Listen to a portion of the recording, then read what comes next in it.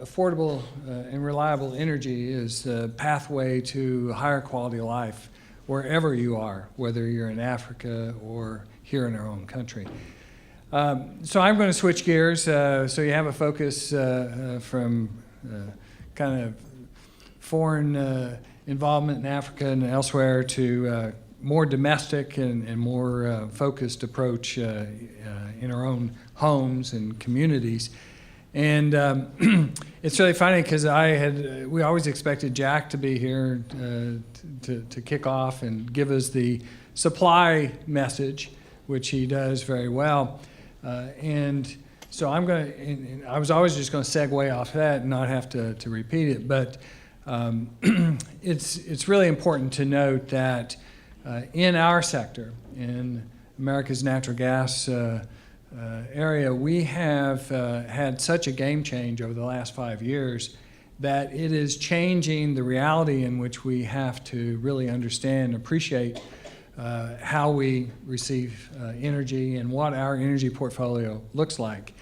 And there's been a number of studies, but this morning the American Gas Foundation released a report that was developed by IHS CERA, looking at fueling the future with natural gas, but it's really a follow-on to a study that we had done nearly a dozen years ago called Fueling the Future. So this is the 2.0 version.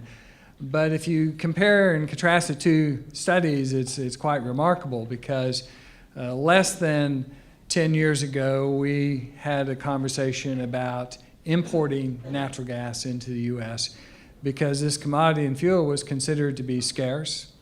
It was considered to be volatile in price and was not as reliable and felt to be as it should be.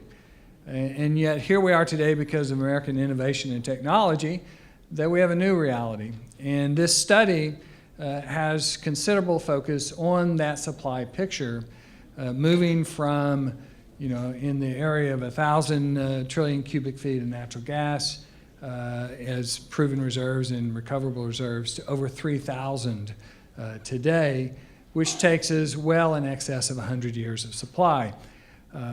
It's hard for those of us who've been involved in policy for a long time to sometimes make a shift. When there is a paradigm shift, that all of a sudden we're not dealing with those older perceptions. And a lot of policies in our country, whether it's here in Washington, D.C., or in a state capital, or at a PUC commission, or in a local city government commission, or whatever, to sometimes be abreast of all the changes that have occurred. And then accept those and internalize those and realize that the policies were often written before this remarkable transformation.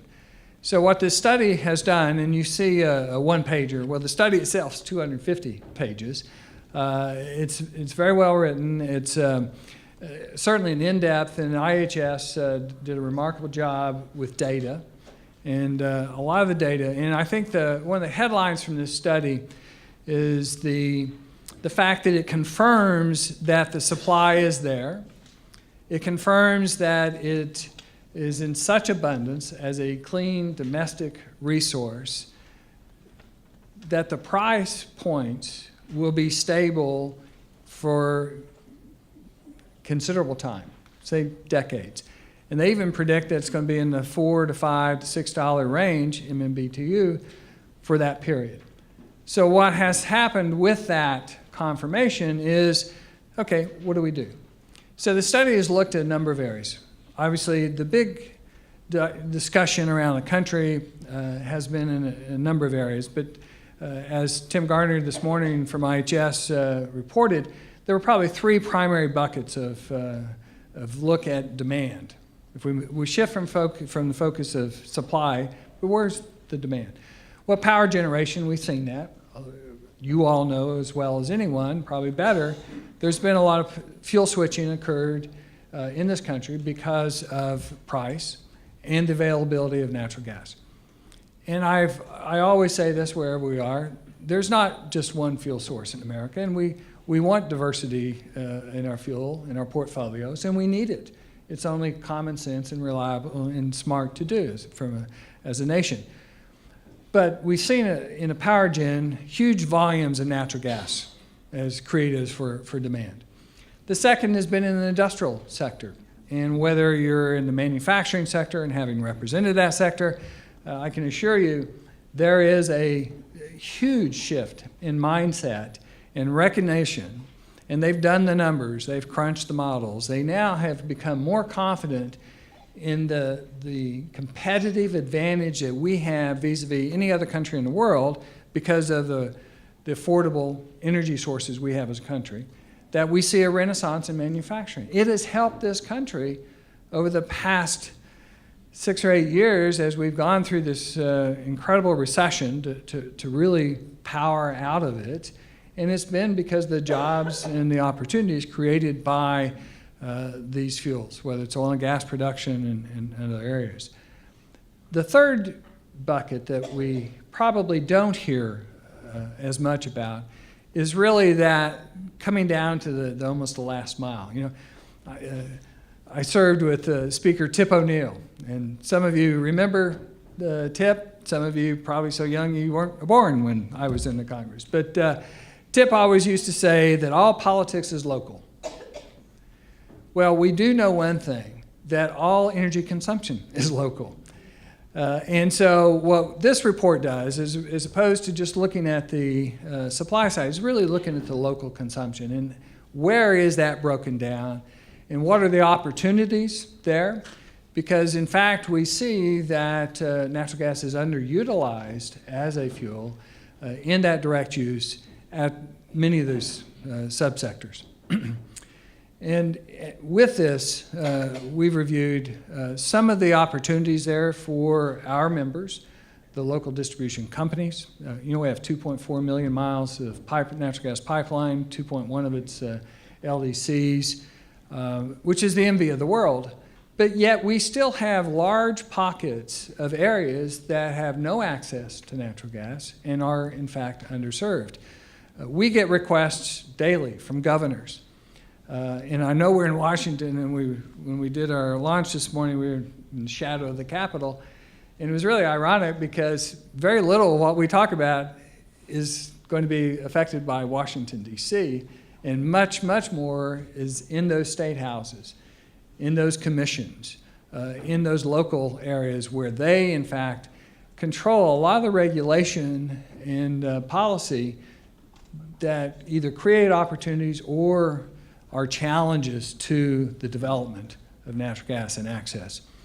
And this report lays out a series of those in the residential area, LDCs, how from an economic development standpoint, and provide some examples of where states have thought outside the box. And what we're calling for is a much more visionary approach in looking at more innovative models to take advantage of this American resource today.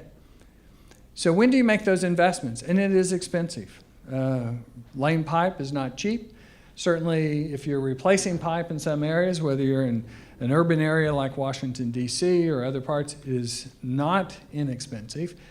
And so these commissions make these economic choices based on price to consumer and the economic benefit to consumers. But when do you make those? And our priority is safety and safe, reliable delivery of this fuel. So how do you trade that off? But when do you make those decisions? We posit that you make those decisions when the fuel is at its cheapest. And we're at $4 at peak winter season, and we've just gone through a peak period of demand in the last week or two. But when you are looking at $4 to $6, then now's the opportunity to make the investments to expand the infrastructure, enhance the infrastructure. Governor Maine calls us, asks how can we get power, natural gas for a paper mill in a part of the state that's not does not have the access. So we've worked with them. Mississippi governor worked with the legislature, and they developed with one of our member companies a new innovative approach to provide natural gas for anchor tenants, in effect, for an economic development. So how do you allocate the cost to make those developments? So we see these examples. 34 states now have innovative rate approaches, and there's not one model. There's not one ideal model. It really depends on the locale, but we highlight some of those opportunities, and then again, we look at those challenges that inhibit the ability to expand and to move. A few other areas that are highlighted in the report in the residential, just looking at the cost comparisons and opportunities. You'll see in the one-pager, a natural gas fueled home, fired home, will save a consumer about $5,700 on average. The report also, and I think API had a very similar report on the economic benefits of this shale revolution, that per households are getting net disposable income of $1,200. Be $2,000 by 2015 and $3,500 by 2025, given the prices and projection. So in a time we're talking about taxes and challenges to consumers and tough economy, we, unlike other parts of the world, have an opportunity to provide energy at an affordable rate. There's a considerable discussion about the environmental impact. We have discussions about emissions, all those kinds of issues that we believe are critical for the industry. Recent reports demonstrate from the wellhead to the burner tip that in natural gas emissions and methane emissions, about 1.5% is in that supply chain, 1.5% emissions. In the distribution portion of it, it's 0.3%. So in our view, that can be improved. But when you look at the overall challenges, the reason we have reduced CO2 emissions in this country today is because of the increased use of natural gas. And that's an important consideration. We look at efficiency, and obviously thermal efficiency, natural gas is hard to beat. And those of you who studied physics know that there's power efficiency and work efficiency and thermal, but from a thermal standpoint, it's hard to beat. So space heating, cooking, how many had a warm shower this morning or hot shower? I mean, all those areas, it's hard to beat. And we have millions of Americans, even though we provide access to over 175, probably 177 million Americans, there are those in regions that are clamoring for more access. So great opportunities, but it takes a conversation. And in the energy sector, we all know that there are those who have their favored positions, and there are some who are refuse to have a conversation based on fact, and often it's based on fear or conjecture or old positions. We think these kinds of studies and with reputed organizations like IHS really help, and we encourage you to look at the study. I think on the page there it's www.fuelingthefuture.org. Is that correct? Okay. So we find that exciting. This will be a kind of a guide that we will use in developing further policies, whether it's transportation or whatever.